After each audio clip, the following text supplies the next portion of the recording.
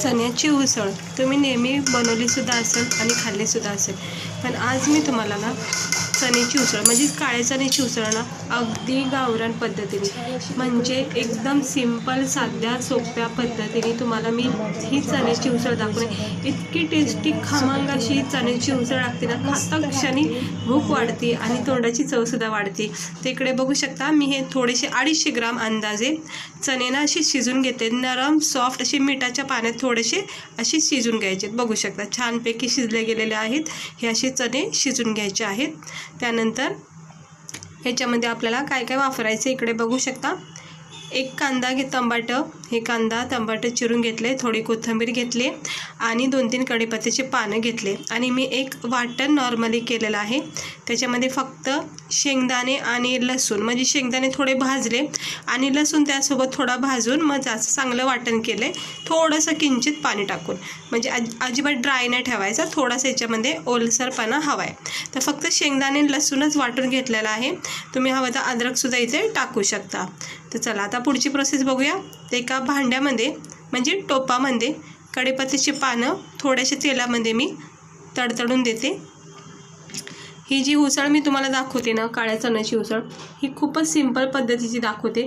म्हणजे कसं आहे, ही उसळ ना वेगवेगळ्या पद्धतीने छानपैकी अशी बनवली जाते. म्हणजे ग्रेव्ही बाज खूप मस्त असं वाटण करून, पण मी खूपच सिंपल पद्धतीने तुम्हाला दाखवते. हा माझा रात्रीचा बेत आहे आज. तर कांदा टमाटर मी हे तेलामध्ये टाकून घेतलेला आहे आणि चांगला आता परतून घेते. म्हणजे झटकेपट होणारी ही चण्याची उसळ मी तुम्हाला दाखवते. पण खायला मात्र टेस्ट इतकी भारी लागते, चवदारपणा खूप लागतो. कारण आपण ह्याच्यामध्ये ना लसूण आणि शेंगदाण्याचा जो फ्लेवर दिला ना, बस तेवढाच पुरेसा आहे आपल्या उसळीला छान चवदार बनवण्यासाठी. तर बघा कांदा टमाटर चांगलं आता परतून होत आहे. ह्याचा फक्त कच्चापणा जाईपर्यंत आणि थोडंसं रंग चेंज होईपर्यंत आपण याला परतून घेणार आहोत आणि गॅस स्लो करायचा आहे. त्यानंतर आपण काय करायचं, जे वाटण केले ना शेंगदाणे लसणाचं ते ह्याच्यामध्ये टाकून घ्यायचं. मिक्सरच्या भांड्यामध्ये जे आपण वाटण केलं ते आता मी सगळं काढून घेते चमच्याच्या सहाय्याने. त्यानंतर आपण याच्यामध्ये त्याच भांड्यामध्ये मिक्सरच्या ज्याच्यामध्ये आपण वाटण केलं आहे त्याच्यामध्ये थोडंसं जे चण्याचं शिजवलेलं पाणी असतं ना ते पाणी टाकून मिक्स करायचं. मग याच्यामध्ये चांगला चव येते, फ्लेवर येतो. हे बघा मी भांड्यामध्ये शिजवलेलं पाणी चण्याचं टाकून मग ते पाणी मिक्स केलेलं आहे. नॉर्मल थंड पाणी नाही वापरायचं, कारण ह्या पाण्याने काय छान चव येते मग रश्श्याला.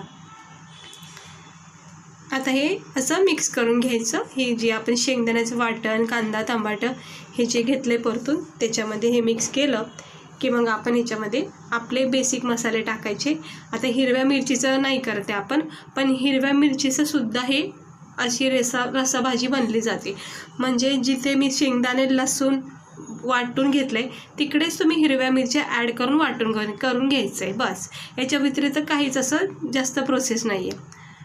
तर मी याच्यामध्ये 2 चमचे लाल तिखट, 1 चमचा हळद, 1 चमचा धना पावडर, हे बघा धना पावडर आणि 1 चमचा गरम मसाला टाकून घेते. हा गरम मसाला टाकून घेतला आहे. म्हणजे हे आपले रोजचे मसाले आहेत, काही याच्यामध्ये असं वेगळं आपण विशेष काही वापरत नाही. तर आता हे सगळं मिक्स करून घ्यायचं आणि ही जी ग्रेव्ही आहे हा जो मसाला आहे ह्या सर्व मसाल्यासोबत छानपैकी तेल सुटेपर्यंत मस्त मंद आचेवर फ्राय करून घ्यायचा आहे. मसाला छान 1-2 मिनटं परतून घ्यायचा आहे, जेणेकरून काय होतं सगळ्या मसाल्याचे फ्लेवर उतरले जातात आणि दुसरी गोष्ट रश्श्याला एक छानपैकी चव येते. तर त्याच्यावर झाकण ठेवायचं आणि मंद आचेवर ह्याला परतून द्यायचं आहे जोपर्यंत मसाल्याला तेल सुटत नाही तोपर्यंत. तर बघू शकता तुम्ही 1 मिनटं झाला आणि मसाल्याला किती छान अशी तरी आलेली आहे, तेल सुटलेलं आहे. ज्यावेळेस आपण मसाला टाकला होता त्यावेळेस अजिबात तेल दिसून येत नव्हतं, पण आता मस्त परतून झालेलं आहे त्यामुळं मसाल्याला असं हे तेल सुटलं जातं. आणि असा मसाला तेल सुटलं की समजून जायचं आपला भाजून निघलेला आहे व्यवस्थित मसाला. तर आता आपण याच्यामध्ये लगेचच आपण हे शिजवलेले जे चणे आहेत ना ते टाकून घ्यायचे. हे बघा याच्यामध्ये तुम्ही एक बटाटा जरी कट करून टाकलं तर खूप छान ही भाजी तयार होती. तर बघा मस्तपैकी आपल्या ह्या चमचमीत झमझमीत अशा मसाल्यामध्ये हे शेंगदाणे आपण मिक्स करून घ्यायचे, चांगली कोटिंग करून घ्यायची. आता मसालेमध्ये चणे मिक्स केलेत. आता पुन्हा एकदा मी जे शिजवलेलं चण्याचं पाणी आहे ना साईडला मी टोपामध्ये ठेवलं होतं तर मी हे टाकून घेते बघू शकता. आणि आवश्यकता लागली तरच नॉर्मल थंड पाणी थोडं टाकून घ्यायचं.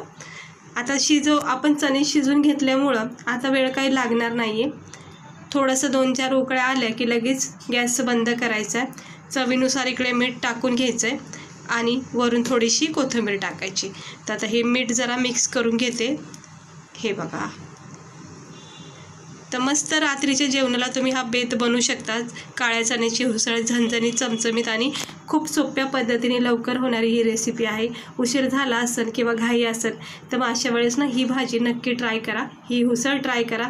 तर 1च मिनटामध्ये छान अशी खळखळून उकळी फुटली आहे बघू शकता. ही तरी सुटलेली आहे, सुंदर असा खमंग सुगंध येतोय. लसूण आणि शेंगदाण्याने इतकी छान चव येते या उसळीमध्ये.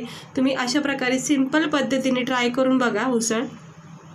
मला तर खूप आवडती, मस्त लागते अशी उसळ. तर आता झाली आहे उसळ. गॅस मी इथं बंद केलेला आहे आणि बघू शकता आपली ही राईससोबत, भाकरीसोबत खाण्यासाठी ही काळ्या चण्याची उसळ तयार केलेली आहे. तर थंड करून घेते मी आता. आणि हे बघू शकता खूप सोप्या पद्धतीची आणि छान प्रोसेसची ही उसळ आहे. तुम्ही खाऊन बघा, तुम्हाला खूप आवडेल ही भाजी, उसळ. त्याचा रस्सा बघा किती छान असा घट्ट झाला आहे. एका प्लेटमध्ये मी काढून घेतलेली आहे उसळ थोडीशी. तर बघू शकता मस्त अशी उसळ तयार झाली आपली काळ्या चण्याची. सेम प्रोसेसमध्ये तुम्ही मटकीची उसळ, चवळीची उसळ, वालाची उसळ तुम्ही करू शकता.